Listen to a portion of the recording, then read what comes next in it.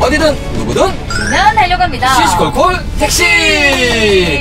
오늘 시시콜콜 택시 시작이 좀 달라요. 우리 택시가 아니네요. 그러니까 이거 우리 차 아닌데?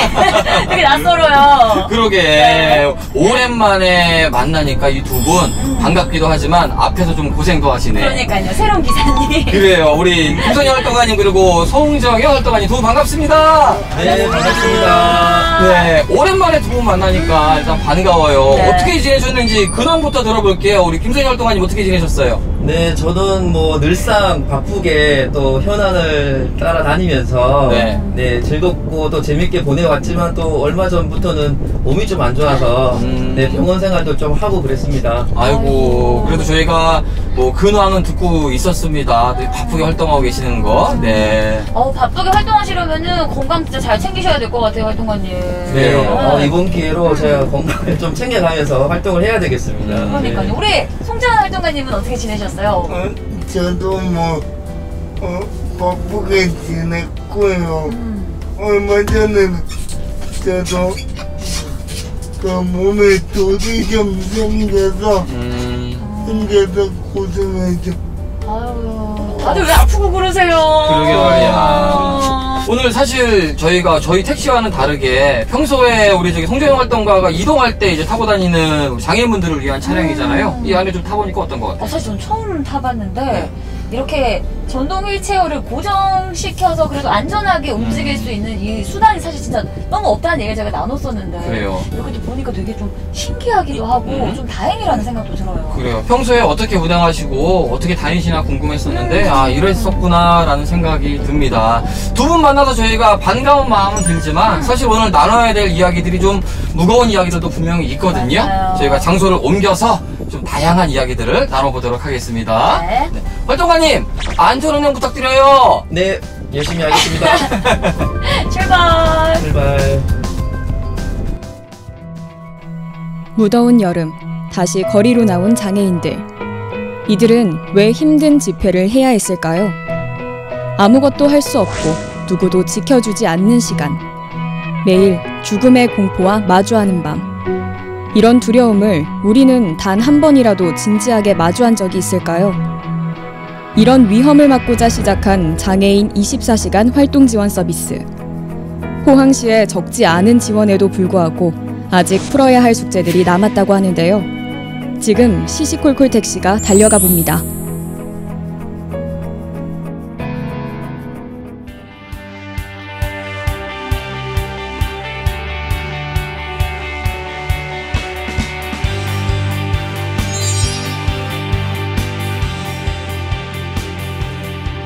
조금 더 구체적인 이야기를 해보기 위해서 저희가 자리를 옮겨봤습니다. 네, 두 분도 차에서 내려가지고 이 카페로 오니까 확실히 이제 얼굴들이 좀 더 편안해지셨어요. 네. 네. 좀 약간 긴장하신 것 같아요. 카메라 의식하고 계신 것 같아요. 그러게. 많이 힘드네요. 긴장하지 마시고 편안하게 해주시면 돼요. 그래요. 네. 사실 많은 분들이 고민하는 부분 중에 하나잖아요. 어떻게 하면 인간다운 삶을 살 것인가. 삶의 질에 대한 고민은 누구나 할 것도 같은데 상현 씨도 평소에 그런 부분에 대한 답을 찾거나 고민해 본 적이 있어요? 저는 이번 사실 주제를 보면서 진짜 과연 인간답게 산다는 게 어떤 의미일까를 조금 생각을 해보니까 사실 제일 중요한 게 그냥 기본적인 거 의식주. 그냥 우리가 의식주를 편안하게 누릴 수 있으면서 약간 내일의 내 모습을 약간 기대하면서 살 수 있는 그런 삶이 아닌가 하는 생각을 좀 해봤어요. 그 얘기는 좀 기본적인 생활에 있어서의 질이 좀 올라가고 그 불편함 없이 내 생활을 편안하게 유지하는 것이 중요하지 않을까라는 답변이잖아요. 맞아요. 사실 많은 부분들이 고민하는 부분일 거예요. 그런데 이런 부분에서 보면은 어쩌면 우리가 놓치고 있는 순간에도 좀 사각지대 안에서 힘들어하는 분들이 있지 않을까 해서 오늘 저희가 이 자리를 만든 거거든요. 맞습니다. 그래서 오늘은 우리 장애인분들의 삶 그리고 그 삶의 무게 고민거리들은 어떤 것들이 있는지에 대해서 조금 더 들여다보는 그런 시간들을 좀 구체적으로 가져보면 좋을 것 같습니다. 맞아요. 저희가 24시간 활동 지원 이 얘기를 가지고 또 우리 송정희 활동가님 만나봤잖아요. 그 24시간 활동 지원 서비스가 어떤 건지 먼저 설명을 한번 들어볼게요. 일단 24시간 활동 지원 서비스는요, 심야 시간에 그 서비스를 못 받는 공백 시간이 생깁니다.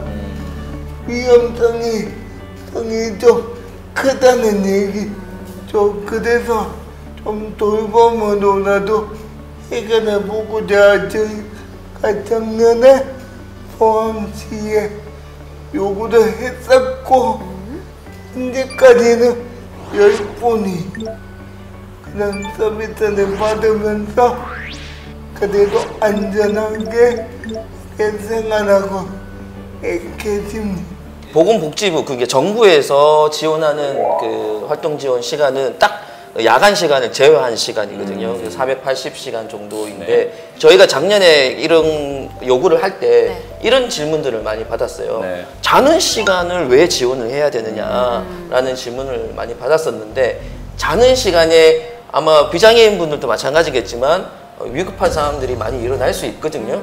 또 지금 24시간 지원을 받으셔야 되는 분들은 거의 이제 혼자서 아무것도 할 수 없는 분들이 많으시잖아요. 네. 그럼 체위 변경을 해드려야 된다든지, 아니면 호흡곤란이 오면 빨리 조치를 해야 된다든지, 포항 같은 경우는 지진이 또 일어났었는 그런 재난 상황에서는 또 빨리 대피를 해야 된다든지 여러 변수들이 있기 때문에 그 골든타임을 놓치게 되면 사람이 이제 사망할 수도 있는 극단적인 결과가 나올 수도 있는, 그렇기 때문에 오히려 더 24시간이 필요한 거죠. 실제적인 예로 우리 송정희 활동가가 요로결석이었나요? 그 사건이 될 수 있지 않을까 싶어요.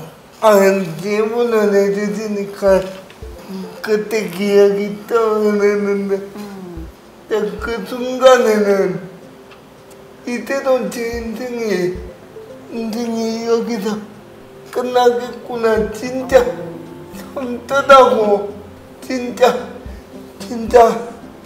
생명의 그런 위협과 공포가 내가 이렇게 이때까지 힘들게 버티면서 바둥바둥 버티면서 살아왔는데 아무런 대책 없이 이렇게 고립돼서 죽을 수밖에 없구나 싶은데, 한 9시간, 10시간 정도 됐을 것 같은데 선생님이 딱 오시는데 그때 정신이 한 90%는 나가 있어가지고 희미하게 보이더라고요. 그래가지고 선생님한테 살려달라고 했대요. 전 기억도 안 나요. 그때 정신이 거의 없었기 때문에. 그러니까요. 김생 활동가님, 그러니까 말씀하신 대로 새벽 시간에 꼭 필요한 게 24시간 활동 지원 서비스고 그 상황이었고, 네. 말 그대로 새벽에 있었던 일이었잖아요. 그렇죠. 딱 지원사 선생님이 퇴근하고 한 1시간 정도 후에 통증이 오기 시작했거든요. 네네. 그런 상황에서는 이게 바로 골든타임이지 않겠습니까? 빨리 누군가가 조치를 취해줄 수 있는 상황. 24시간 지원은 정말 중증 장애인들의 목숨과도 같은 그런 제도라고 저는 생각하고 있습니다. 우리가 그 정현 씨의 이야기를 예로 들었지만 사실 정현 씨가 문제가 아니라 지금 정현 씨와 같은 상황의 노인분들이 주변에 많다라는 거. 그래서 이런 말씀을 드린다는 부분들은 좀 기억하셨으면 좋겠습니다. 네. 맞아요. 사실 뭐 타 지역에 비해서 포항시가 지금 그 서비스를 받는 분들의 수가 적거나 이러진 않잖아요. 경북에서는 가장 많죠. 그렇죠. 네. 네. 아쉬운 부분은 분명히 있지만 그래도 나름 지금까지는 좀 잘 만들어 오는 것 같다라는 기대감은 조금 들기는 하는데, 지금 보니까 여러 가지 기준을 가점해서 총점으로 해서 서비스 선택이 되는 것 같더라고요. 네. 거주 기간이 심사 기준에 포함이 되어 있던데 이 부분에 대한 이야기를 좀 들어볼까요? 그 배정 기준에 여러 항목이 있습니다만, 다른 지역의 사례들을 보더라도 이렇게 거주 기간을 배정 기준으로 삼는 지자체는 없습니다. 근데 사실 이야기를 들으면서 공감도 되면서도 사실 조금 궁금한 게 네. 사실 지역에 오래 거주하신 분들 입장에서는 당연히 오래 거주한 사람에게 우선순위를 주는 게 맞지 않냐라는 생각을 하실 수도 있을 것 같거든요. 네. 우리 김성겸 활동가님은 이 부분에 대해서도 혹시 생각해 보신 적 있으신가요? 이제 그렇게 생각하시는 분들도 계실 수도 있는데 저희가 이제 말씀드리는 부분은 그럼에도 불구하고 이게 조금 더 긴급성이나 또는 적합성에 맞는 기준으로 좀 바뀌어야 된다. 왜냐하면 작년에 저희가 이제 협의를 마쳤을 때 활동지원 24시간 13명을 지원하겠다와 또 한 가지가 뭐냐면 중증장애인 자립생활위원회라는 이제 협의 기구를 만들겠다라는 거였거든요. 사실은 그게 가장 큰 성과였다고 생각을 했고 자생위에서 2차, 3차 회의를 거쳐가면서 거주기간의 이 조항에 대해서 말씀을 꾸준히 드렸어요. 근데 앞으로 이제 개선이 된 거는 사실 없거든요. 예를 들어 서울에서 24시간 지원을 받고 있는 분들이 포항에 가려니까 이런 규정이 있어서 나는 가면 24시간 지원을 못 받겠구나 라는 생각이 들면 이것 역시 이제 차별적이고 뭔가 장애인을 인권적인 부분에서 좀 문제가 되는 점이 있다고 저희는 생각하기 때문에 이걸 좀 개선하자고 말씀드리고 있는 거죠. 사실 뭐 보완해야 된다, 뭐 기준이라든지 이런 부분에 있어서 옆에서 함께 만들어온 과정을 아시기 때문에 네네. 그런 부분에 있어서 하실 말씀이 좀 있으실 것 같아요. 현재 그 포항시에서 24시간 활동지원 배점 기준이라는 걸 보면 이제 몸 상태 그리고 저소득층인지 그리고 가구 형태 또 하나 좀 전에 말씀드렸던 거는 이제 포항시 거주 기간 그 외에 지금 한 가지가 더 있는 거는 심의위원 종합평가가 10점이 배정이 돼 있어요. 근데 심의위원들이 사실 당사자분들을 만나지는 않거든요. 예, 그런 상황에서 10점이라는 배정을 한다는 것도 사실 조금은 개선돼야 될 점이라고 생각을 하는 거죠. 공무원분들이 2분 정도가 당사자분을 뵙고 어떤 상황인지 정도만 물어보고 가서 이게 조사가 끝났다고 체크해서 심의위원분들한테 이 데이터를 넘겼을 때 심의위원들이 그것만 보고 또 평가를 하고 종합평가를 매기는 거거든요. 이런 것도 좀 개선이 되면서 실제 조사를 활동을 하시는 분들이 가서 당사자의 특성과 상황을 고려한 조사 그리고 심의 좀 개입이 좀 됐으면 하는 바람을 가져봅니다. 근데 김성겸 활동가님 또 보니까 국가에서 지원하는 24시간 활동 지원은 아예 없더라고요. 네. 국가에서 지원하는 활동이 왜 16시간 정도밖에 되지 않는 거예요? 그 국가에서 지원해주는 시간은 월 한 400시간 정도이고요. 정부에서도 알고 있어요. 24시간 지원의 필요성이라든지 이런 것들을 알고 있지만 물론 예산 문제가 걸리는 거죠. 그거를 이제 중앙정부에만 너무 의존하지 말고 지역에서 일어나는 문제에 대해서는 적극적으로 대안을 만들고 대책을 세워서 거기에 수반되는 예산을 좀 투입해서 시민들이 안전하고 행복한 삶을 살아갈 수 있는 그게 또 지방정부의 역할이라고 생각을 하기 때문에 지방정부인 포항시와 저희가 이제 얘기를 꾸준하게 하고 있는 거고요. 그래요. 네. 말씀을 들을수록 조금 국가적인 차원에서의 지원과 논의가 좀 빨리 있어야 우리 포항시만의 고민이 아니잖아요. 여러 지자체들이 이런 서비스에 대해서 조금 더 탄력을 받지 않을까라는 생각과 욕심을 덜어 조금 해보게 되는 것 같아요. 65세 기존에는 65세가 넘으면은 장애인 혜택을 받던 분들이 노인 장기 요양보험으로 자동 전환이 됐잖아요. 그런데 최근에 법률이 바뀌면서 이제 장애인 혜택을 그대로 이어간다라는 이야기는 들었어요. 그런데 이 안에 또 사각지대가 발생했다라는 얘기도 있더라고요. 그 얘기까지 좀 추가로 해주시겠어요? 기존에는 만 65세가 되면 국민연금공단에서 관할하는 그 활동지원 서비스에서 국민건강보험이 관할하는 장기 요양 서비스로 전환되면서 서비스 시간이 대폭으로 줄어버립니다. 왜냐하면 그 장기 요양 서비스라는 것 자체가 집 안에서 요양하는 게 목적이 강하다 보니까 활동보다는 그러면 최대치로 많이 받을 수 있는 분들이 한 120시간 한 달에 근데 보통 이제 체중증 장애인 분들 같은 경우에는 한 달에 480시간씩 받다가 120시간을 받게 되면 거의 생활을 못 하잖아요. 그렇죠. 그래서 어쩔 수 없이 요양시설이라는 걸 선택을 하게 되는 거죠. 왜냐하면 65세 이상인 분들은 활동지원 24시간에서 또 제외되는 사각지대가 또 있습니다. 장애인 활동 혜택은 받을 수 있는데 24시간 활동지원 서비스에서 만 65세 이상은 포함이 안 되는 거군요. 그렇죠. 네. 그러니까 법이 약간 개선되고는 있지만 아직은 조금 개선되고 있는 단계이기 때문에 조금의 조율이 좀 필요해 보이네요. 네, 개선이 좀 되어야 되고 그분들도 24시간을 지원, 그분뿐만 아니라 누구든지 그렇죠. 예, 좀 지원 받아야 될 분들이 계시면 지원을 받았으면 좋겠습니다. 자, 이번에는 장애인의 이동권에 대해서 이야기를 조금 나눠볼까 하는데, 아니 근데 활동가님 보니까 지금 동행콜이라고 하죠. 우리 장애인분들이 이용할 수 있는 그 동행콜의 이용 대수가 법정 대수는 만족을 시켰다고 하더라고요. 근데도 조금 이용을 하실 때 불편한 점들이 있다고 하시던데, 동행콜 이용하실 때 어떠세요? 수요가 딱 고여 있는 게 아니고 이용하실 분들이 늘어나니까 신청하시는 분들도 늘어납니다. 근데 차량이 딱 정해져 있잖아요.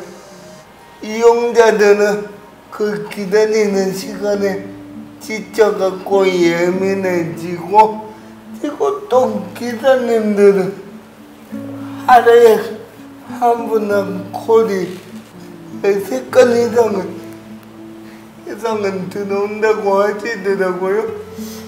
포항시에서는 좀 정책에 대해서는 좀 미온적으로 답변을 하시고, 시에서 내놓은 대안이 임차택지입니다. 우리 송정훈 활동가님은 동행콜 몇 시간까지 기다려 보셨어요? 예전에 가장 오래 기다려 봤던 시간은 얼마나 기다려 봤을까요? 3시간. 3시간을 외출 한번 하려고 기다리셨군요. 이게 대수가 도대체 어떻게 되고 이용하는 분들이 얼마나 많길래 이렇게 기다리는 상황들이 오는 건지 한번 정리를 해주셔야 될 것 같아요. 네, 제가 좀 추가적인 설명을 좀 드려야 될 것 같아요. 왜 30세대인가를 말씀드리면 기준이라는 게 있어요. 체중증 장애인 150명당 한 대 기준으로 이게 측정이 되기 때문에 지금 포항에서는 33대, 34대의 동행콜을 이제 운영하고 있는데, 이것을 조금 더 알기 쉽게 설명하자면 최저임금에 좀 비교해서 설명드리면 더 이해가 쉬울 것 같아요. 최소한 이 정도는 맞춰라 라는 이 취지인데, 법에 걸리지 않는 대수를 맞췄으니까 우리는 할 만큼 다 했어 라고 얘기하는 것은 좀 잘못된 것 같고, 현재 2,700명의 이용자가 있는데 계속 좀 증차가 돼야 되는 부분은 확실한 것 같습니다. 어느 정도 좀 증차가 되면은 그래도 좀 많이 힘들지 않을 정도로는 좀 되지 않을까라는 생각을 좀 해보세요. 동행콜에 너무 의존을 다 할 수는 없는 부분인 것 같고요. 다양한 아이디어와 당사자분들과의 이제 이 얘기를 통해서 방법들을 찾아야 될 것 같아요. 대중교통을 활성화시킨다든지 또 임차 택시의 부분을 늘려서 휠체어를 이용하시지 않는 보행이 가능한 장애인분들은 또 다른 방법으로 이용을 하신다든지, 이런 다양한 방법들이 딱 한 가지만 이렇게 동행콜을 증차를 계속 해야 된다, 뭐 이런 방법은 아닌 것 같고, 다양하게 고민이 필요한 것 같습니다. 저는 이야기하다 보니까 그런 생각도 들었어요. 그러니까 물론 제가 이거를 하자라고 말씀드릴 수는 없지만, 이게 사실 동행콜이라든지 이런 부분들은 이제 운전하시는 분들이 많이 필요하신 부분 중에 하나잖아요. 우리 보면은 이제 뭐 어르신들, 특히 공공근로 이런 분들이 많이 좀 시입이나 이런 복지 예산으로 많이 쓰는데, 뭐 이런 쪽으로 같이 운전해 주시고 함께 나눠주시는 이런 부분들에 있어서 공공근로들을 좀 늘려가는 건 어떨까라는 개인적인 생각이 또 들어봤습니다. 네. 장애인분들에 대한 제도적인 얘기들을 조금 들어봤고요. 사실 오늘 우리가 이야기하고자 했던 부분 중에 하나가 생활, 삶의 질에 대한 문제잖아요. 코로나19가 4차 위기 상황, 그러니까 전 국민이 힘든데 이 와중에 얼마나 더 힘들까 사실 가늠은 되지 않아요. 요즘 생활에 대해서 좀 여쭤볼게요. 요즘 어때요? 조심스럽긴 하네요, 굉장히. 저희는 공포감이 항상 일상이랑 공존하는 것 같아요. 어떤 공포감이요? 확진됐을 때에 벌어질 상황들. 그렇게 되면 지원자님들도 통해서 도와주실 수가 없게 되잖아요. 그런 모든 것들을 다 항상 머릿속에 넣고 생활을 해야 하다 보니까 엄청난 공포감과 두려움이 좀 항상 있는 것 같아요. 평소에도 갈 곳이 많이 없었잖아요. 네. 그런데 이제 코로나가 이제 유행을 하면서 더더욱 장애인들 이용 시설은 다들 이제 격리가 돼버리고 이렇게 하다 보니까 갈 곳이 전혀 없게 되고 사람들하고 이제 소통을 하는 이제 방법들이 많이 줄다 보니까 외로움이나 뭐 이런 것들을 많이 느끼게 되는 것 같고요. 혹시 그러면 확진이 되기 이전에, 왜냐면 한 번씩 또 뭐 병원을 가실 일도 있고 외부에 외출을 꼭 해야 될 일이 있잖아요. 그러다가 밀접 접촉자로 분류가 되는 경우도 있을 수 있을 것 같은 거예요. 그러면은 한 2주간의 자가격리가 필요할 것 같은데 그때는 활동지원 서비스가 되나요?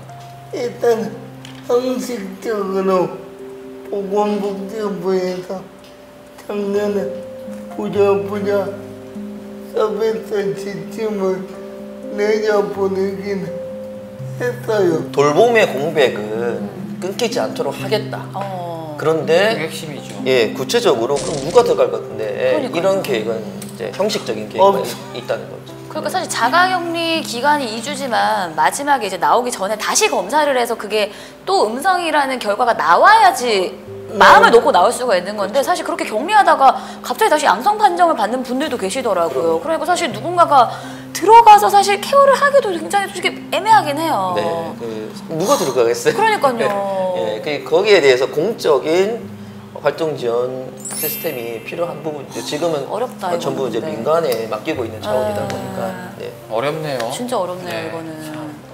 저희가 앞서 시작을 할 때 영석 씨가 저한테 인간다운 삶이 뭐냐 이런 질문을 하셨잖아요. 근데 지금 또 생각을 해보니까 그 중에 하나가 내가 하고 싶은 일을 하면서 잘 재밌게 살 수 있는 게 또 인간다운 삶이 아닐까라는 생각이 들어요. 정현 씨도 저랑 비슷한 생각을 하실 것 같아서 제가 좀 궁금한 게 혹시 지금 일을 하고 계세요?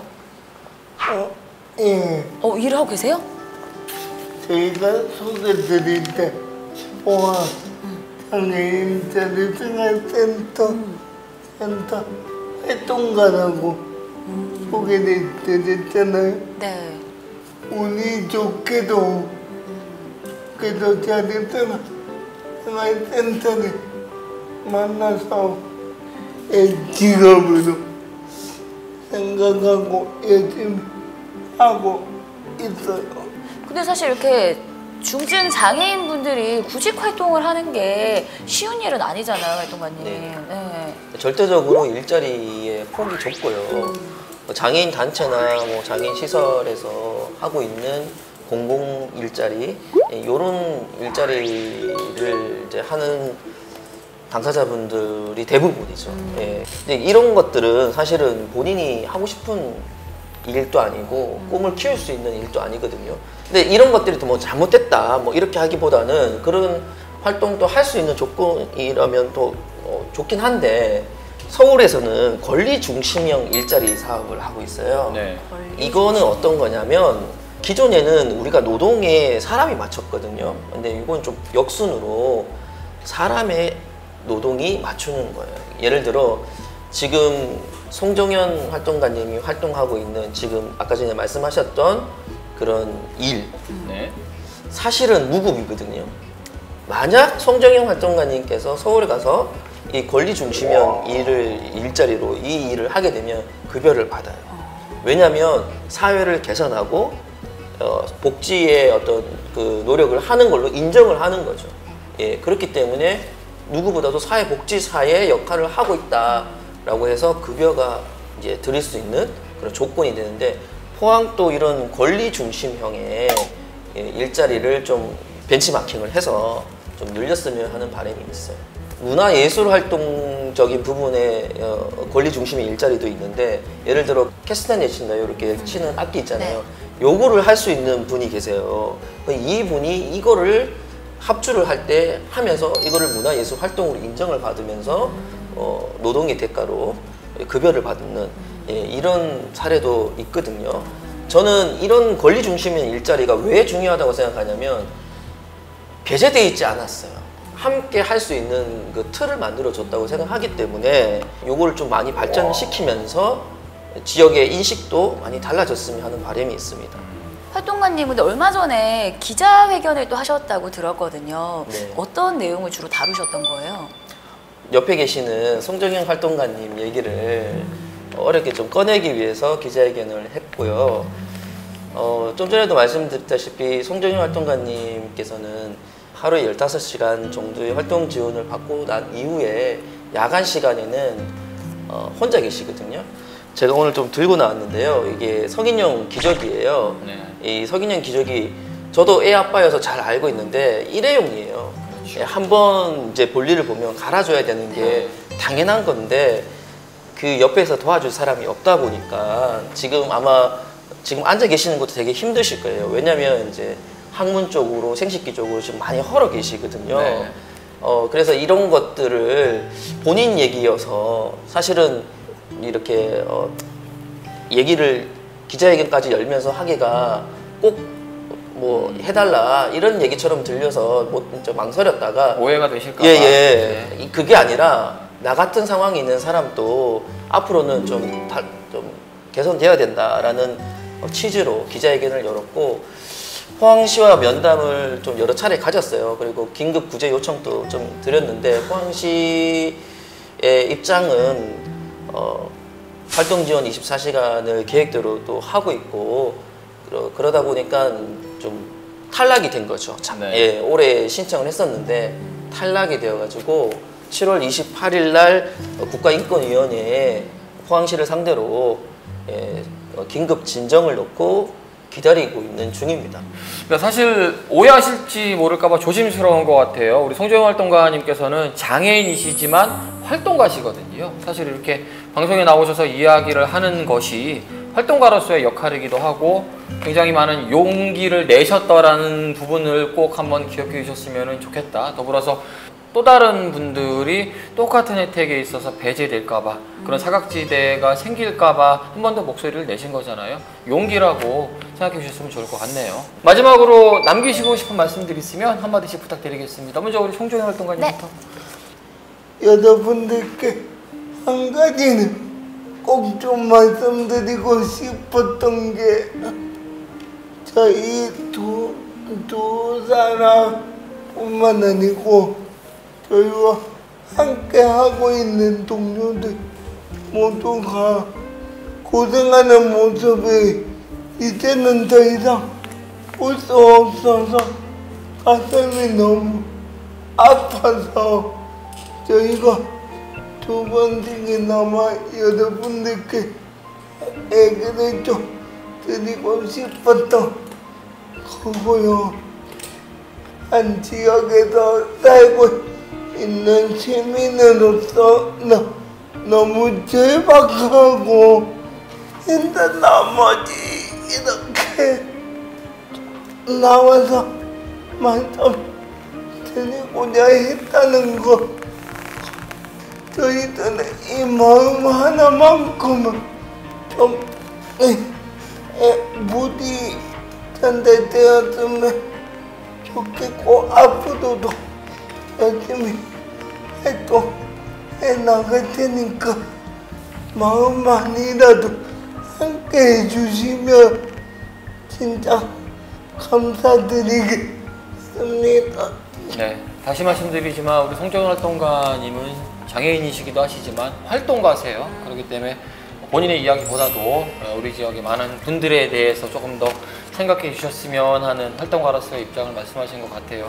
우리 저희 김성령 활동가님도 하실 말씀 있으실 것 같거든요. 예, 저는 그 경주시청 그 화장실에서 본 문구인데요. 의지가 있으면 방법을 찾고 의지가 없으면 핑계를 찾는다라는 문구를 봤어요. 포항시와 우리 시민들이 의지를 갖고 절대 외면하지 말고 함께 사는 방법을 머리 맞대서 찾았으면 좋겠습니다. 방금 그러니까 두 분이 하신 말씀을 다 들어보면 우리도 그냥 똑같은 시민이다. 그러니까 조금만 생각하고 그냥 마음으로라도 이해해 달라라고 하셨고 함께 나갈 방법을 찾아봐야 된다라고 하셨잖아요. 그러니까 사실 이렇게 두 분이서 방송에도 나오시고 이렇게 목소리를 내주셨기 때문에 저희도 이 부분에 대해서 생각을 하게 됐고 관심을 가지게 된 거거든요. 그러니까 모르시는 분들도 많으실 것 같고 관심이 없던 분들도 되게 많으실 것 같아요. 나도 갑자기 울컥해가지고 조금 같은 시민이라고 생각하고 다들 관심을 좀 가져주셨으면 좋겠습니다. 코로나19 시기가 장기화되면서요, 당연하겠고 어쩔 수 없지만은 나 혹은 우리 가족을 위주로 고민하시는 상황들이 자꾸 생기는 것 같아요. 그래도 그 중에 내 옆에 우리 주변에 누군가 있다라는 사실만큼은 한 번 더 생각해 주셨으면 하는 바람으로 여기서 마치도록 하겠습니다. 두 분 오늘도 감사했고요. 네, 좀 더 건강한 모습으로 다음에 또 봤으면 좋겠어요. 앞으로 많은 분들을 위해서 더욱더 꾸준히 활동해 주시길 바라겠습니다. 감사했습니다. 감사합니다. 네, 감사합니다. 고생하셨습니다.